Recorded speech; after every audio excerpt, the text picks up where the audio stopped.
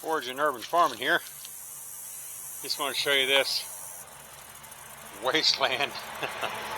Our tomatoes are starting to go the way of the dodo. See, I got some brown plants. Right behind it I've got a tomato growing. They're giving up on us, but it's about that time of year, and they've lasted through a lot of it. Some tomato plants didn't. I mean, we had a real good crop this year, even after letting it go. I mean, look at all the weeds. They didn't seem to mind. They grew like crazy. They've done their job though, so they're giving up. So they're about done for the fall. Here is our new fall lettuce bed. See all the little seedlings? We've got some red velvet leaf lettuce, some black seeded Simpson, Cimarron Romaine, and Butter Crunch. I love Butter Crunch.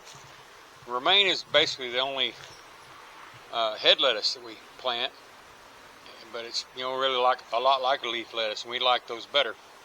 So that's what we have in here, and there's my camera hog chickens. But we've never had real good luck with head lettuce anyway, but it's looking good so far. I think we're going to have a good fall crop. Later, guys. Foraging Urban Farming, signing out.